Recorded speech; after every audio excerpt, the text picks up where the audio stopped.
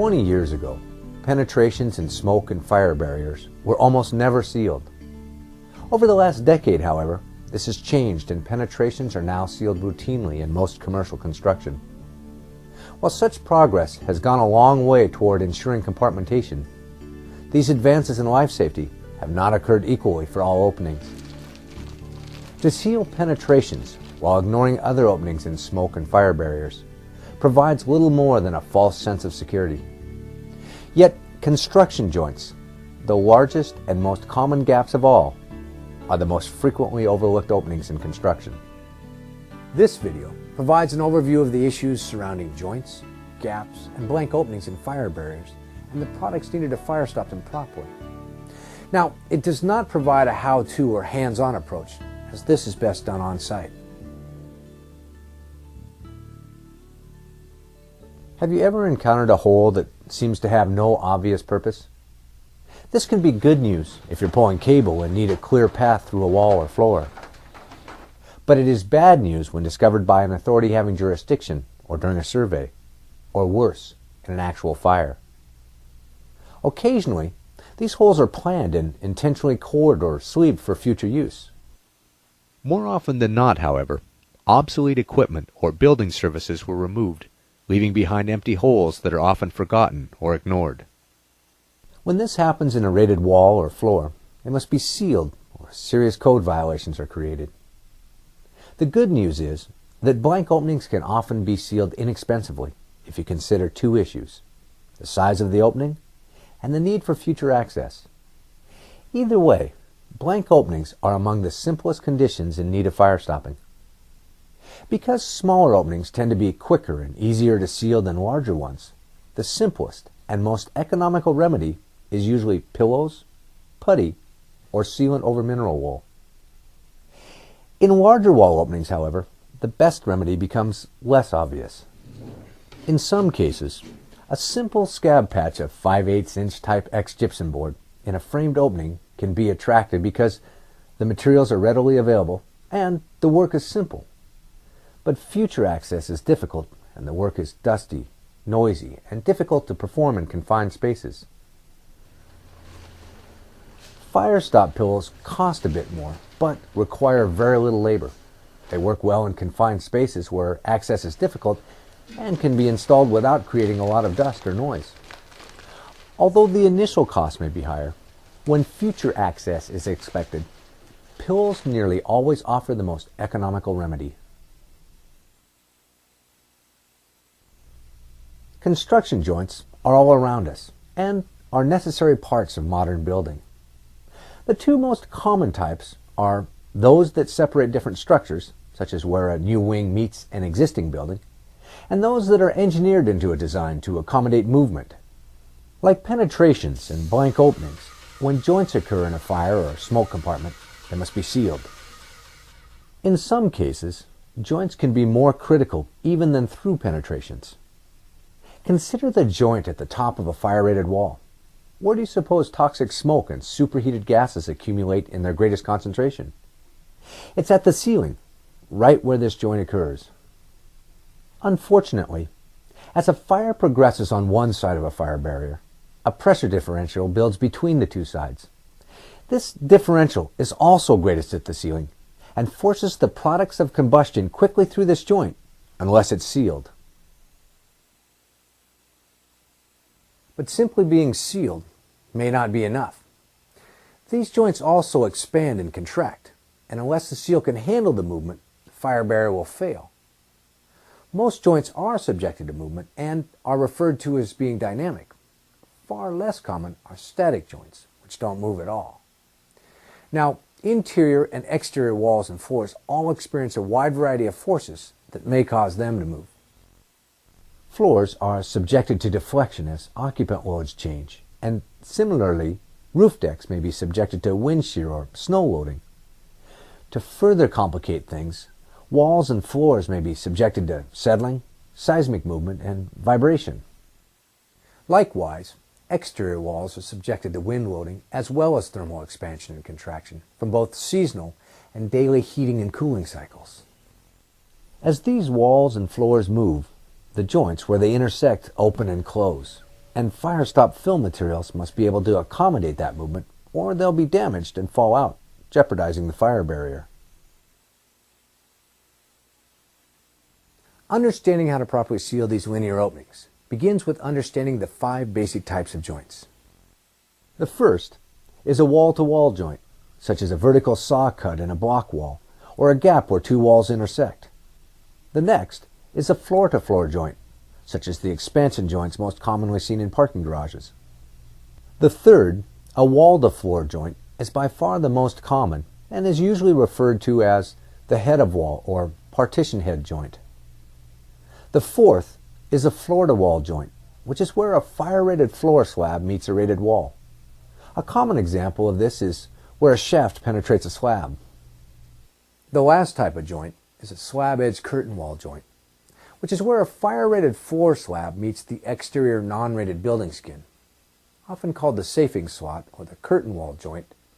The seal in this opening technically doesn't qualify as fire stop since the curtain wall has no fire rating. But it still has to be sealed, and the proper name is the perimeter fire barrier system. Now, we won't discuss these joints in this video, as this work is primarily done during new construction and major renovation rather than during maintenance. Because nearly all joints move, the 3 product types that are used in linear applications are all flexible or elastomeric, although to varying degrees.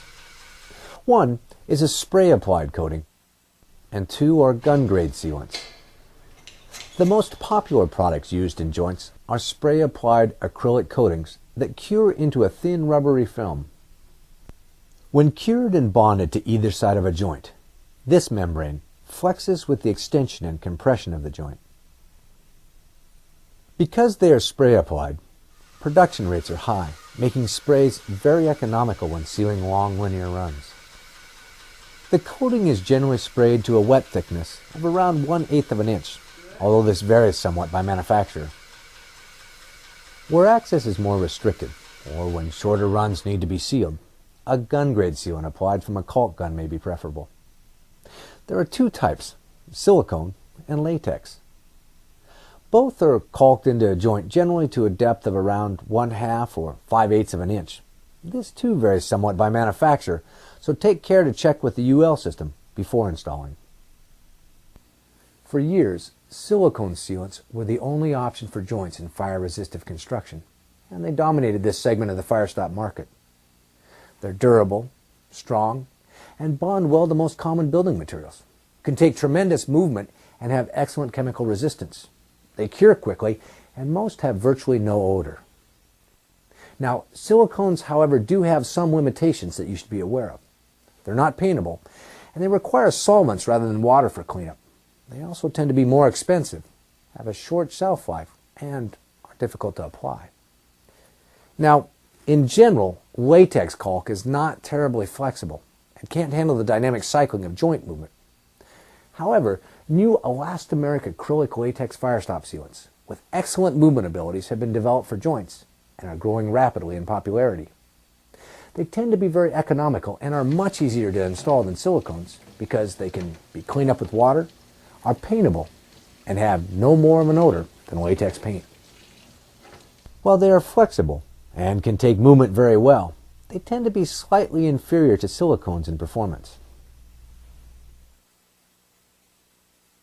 Regardless which material is selected for use in joints, they all generally require mineral wool, which stops the transmission of heat through the opening. The fire stop seal, by contrast, simply stops smoke and gases. In rare instances, some UL systems permit fiberglass insulation or spray-applied fireproofing to be substituted for mineral wool. But in most cases, the mineral wool must be compressed to a specific pound density and packed firmly into the opening. In a floor, the wool is first packed firmly into the joint, and then the fire stop sealant is applied only on one side, over the wool from above. While the wool is an essential component of the system, the coating is equally critical. In a fire, the binders in the mineral wool break down, causing the wool itself to break down. This permits butt seams to open where sections are spliced together, permitting toxic smoke, superheated gases, and flames to spread vertically through the joint. Therefore, without a good seal above, mineral wool alone will not work. In walls, a seal must be applied symmetrically over the wool on both sides of the wall. In a fire, the seal on the hot side of the wall becomes sacrificial, but the wool stops the transmission of heat, and the seal on the cold side stops the smoke. Therefore, it is important to remember that not only is the mineral wool packing a critical component of the fire stop system, but walls must be sealed symmetrically as well. Because the seal is as critical as the packing material, it is important to avoid the three causes of sealant failure. If a joint is contaminated, such as with oils or dust, then adhesive failure will result when the joint moves. Good prep work can easily prevent this. Even when good adhesion is achieved, joints sometimes still fail.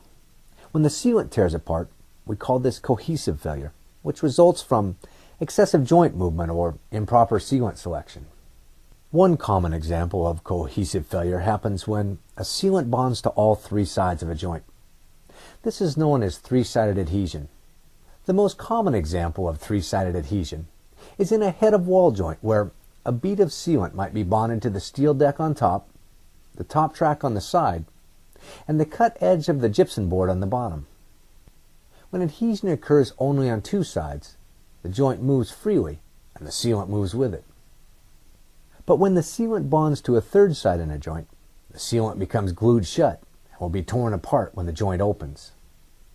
The way to eliminate three-sided adhesion is to install a bond breaker like backer rod or a bond breaker tape before installing the sealant.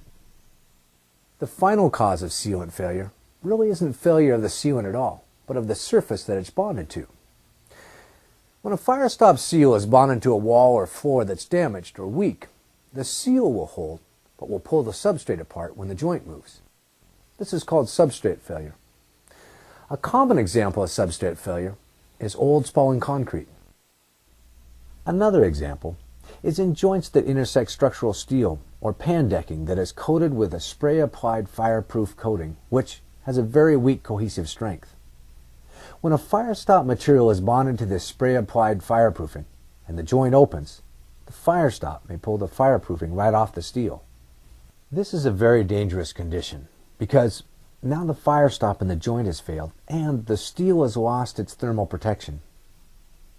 Whenever installing fire stop against either spray-applied fireproofing or structural penetrations such as I-beams, be sure to consult the fire stop manufacturer's UL system information to confirm compatibility. While the mechanics of installing fire stop materials into a joint may be simple, choosing the appropriate product and UL system is a bit more complex. In either case, understanding the basics of joint design simplifies the process and helps to ensure a proper installation.